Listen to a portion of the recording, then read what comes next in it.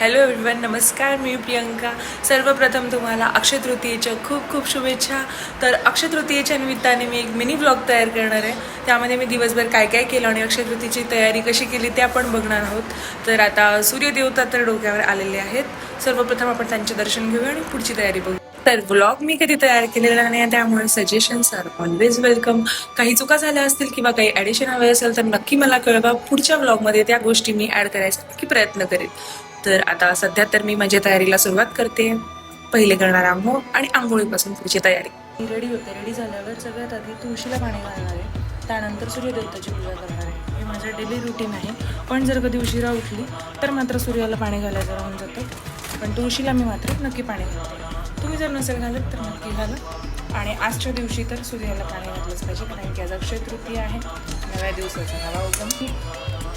तुम्हाला बॅकग्राऊंडमध्ये गाण्यांचा आवाज येत असेल, आय डोंट नो येतोय का नाही, पण जर येत असेल तर आमच्याकडे हे डेली रुटीन आहे.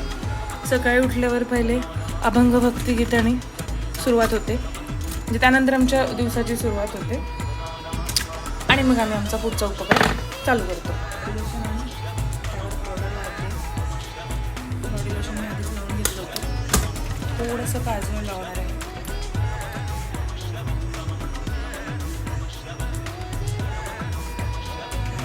काजळ संपलं. लिपस्टिक येस, थोडंसं लिपस्टिक.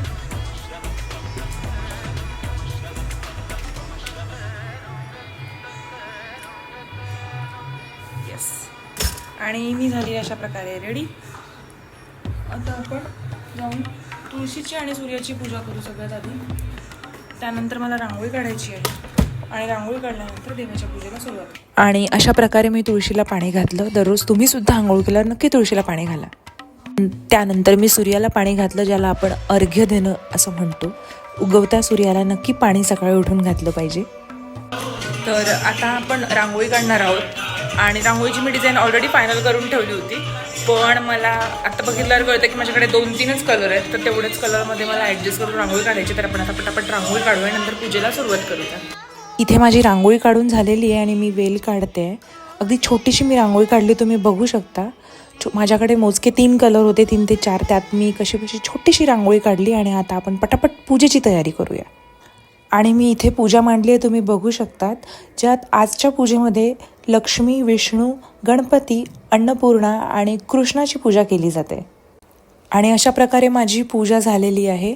फुलं कमी पडत होती म्हणून मी बिग बास्केटवरून फुलं ऑर्डर केली. आता त्याची वाट बघते आहे.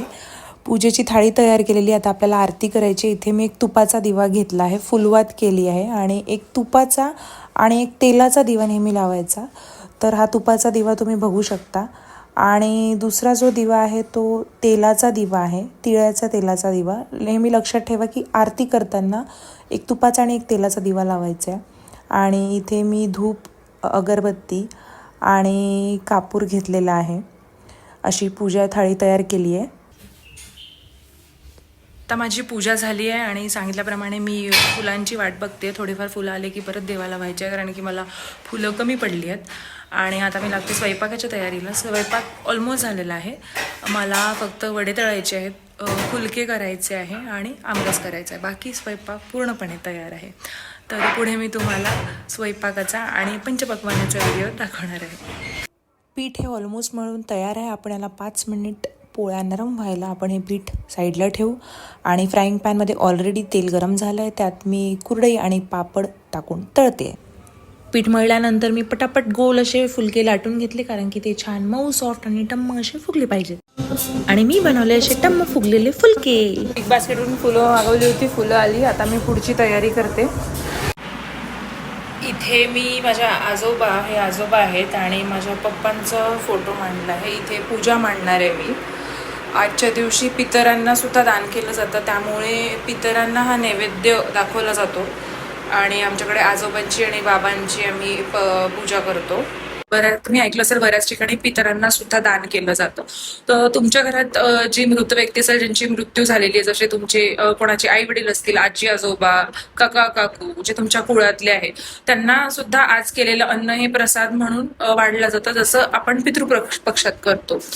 तर खरं तर हे नैवेद्याची ही थाळी पळसाच्या पानाच्या ज्या पत्रावळ्या असतात त्यावर वाढायची असते, पण मी काल बरंच मार्केटमध्ये शोधलं पण मला माझ्या घराजवळ नाही मिळालं. आणि बाकी मंडईत जायचं म्हटलं म्हणजे जरा लांब आहे, तर मला वेळ नाही मिळाला. तर आता मी पुढची तयारी, नैवेद्याची तयारी करते. देवाचा नैवेद्य आणि आजोबांचा आणि पप्पांचा नैवेद्य. प्रसादाचं ताट तसं आधीच आम्ही काढून ठेवलं होतं आणि त्यानंतर पितरांचा नैवेद्य केला, जो की 12 वाजता करायचा असतो शार्प. आणि तुम्ही बघू शकता माझ्या आजोबांच्या आणि पप्पांच्या पात्राची तयारी इथे आम्ही अशी केलेली आहे. हे मडकं असतं की मडक्यात पाणी ओतायचं, त्यावर कैरी आणि फूल आंब्याचं पान इथे सुद्धा मी ठेवलेलं आहे. हे मडकं मी काल आणलं होतं, काल रात्रभर पाण्यात ठेवलं आणि आज सकाळी धुवून त्यात प्यायचं पाणी ओतलं आणि संध्याकाळी यातलं पाणी आपण प्यायचं असतं. त्यानंतर इथे अशा प्रकारे दिवा, धूप आणि हा नैवेद्य केलेला आहे.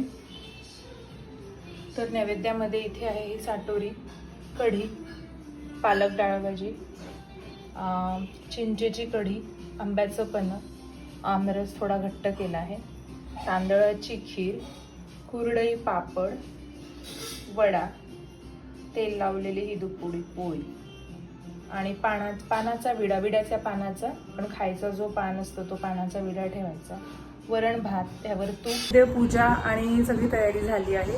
आता मी जाणार आहे लड्डू गोपालला भेटायला. अर्थातच अक्षय तृतीया आहे म्हणजे कानाला भेटलंच पाहिजे. तर तुम्ही सुद्धा तुमच्या जवळच्या मंदिरात भेट देऊ शकता. आजच्या दिवशी मंदिरात नक्की जायला पाहिजे आणि जर मला वेळ मिळाला तर मी दगडूशेठ गणपतीला सुद्धा संध्याकाळी नक्की जाईल. इस्कॉन मंदिरात त्याकरता जाते की इस्कॉन मंदिराच्याच मागे माझं घर आहे. तर भेटूया आपण इस्कॉन मंदिर. आणि अवघ्या 10 मिनिटात आपण मंदिरात पोहोचूया. मंदिरात गेल्यावर तिथलं दर्शन आणि आरती मी तुम्हाला दाखवते. अशा प्रकारे मी मंदिरात पोहोचली आणि बघू शकता मंदिरची सुंदरता. मंदिराचे पट बंद होते आणि हा मंदिराच्या आरतीचा शंखनाद पट उघडण्याआधी शंखनाद होतो आणि त्यानंतर पडदा उघडतो. 12:32 मंदिराचा पडदा उघडला आणि छान सुंदर अशी आरती झाली आणि आरती झाल्यावर मंदिर बंद होतं. आणि आता आपण पुढे वर बालाजीचं मंदिर आहे त्याचे दर्शन घ्यायला जाऊया. आणि मी आत्ता पोहोचले बालाजी मंदिरात. कृष्णाच्या मंदिराच्या वर बालाजीचं हे मंदिर आहे आणि खूप सुंदर आहे. आतले दर्शन घेऊ आपण. इथे सुद्धा पडदा लागलेला आहे, थोड्या वेळात त्याचा पडदा उघडणार आणि पडदा उघडतो आहे. खूप सुंदर सजवलेलं आहे मंदिर. मंदिरातून प्रसाद घेऊन मी घरी आली आणि मी थकलेली, तुम्ही बघू शकता माझा फेस. आणि ही थोडीशी थकलेली मी आता, मला प्रचंड भूक लागली आणि घरी जे पंचपक्वान आहे ते बघून तर मला असं पोटात कावळे ओरडतात, कारण की आज माझा होता उपवास आणि मला प्रचंड भूक लागली आणि मी आता मस्तपैकी जेवण करणार आहे आणि छान गाढ एक झोप घेणार आहे. इथे मस्तपैकी मी आता ताट वाढवून घेतलंय आणि आता छान जेवण करणार. फायनली मी आता फ्रेश झाले आणि खूप रिलॅक्स वाटतंय आणि आता रिलॅक्स पैकी मस्त जेवण करणार आहे. बघू शकता तुम्ही इतकं मस्त जेवण आहे. तर आता मी जेवते आणि फायनली मी आता निवांत बसली आहे आणि जेवण केल्यावर झोप सुद्धा अशी सुंदर अतिशय गाढ झोप येणार आहे मला. पण त्याआधी तुम्हाला हा व्हिडिओ कसा वाटला आणि काय सजेशन असतील तर ते मला कमेंट बॉक्समध्ये नक्की कळवा.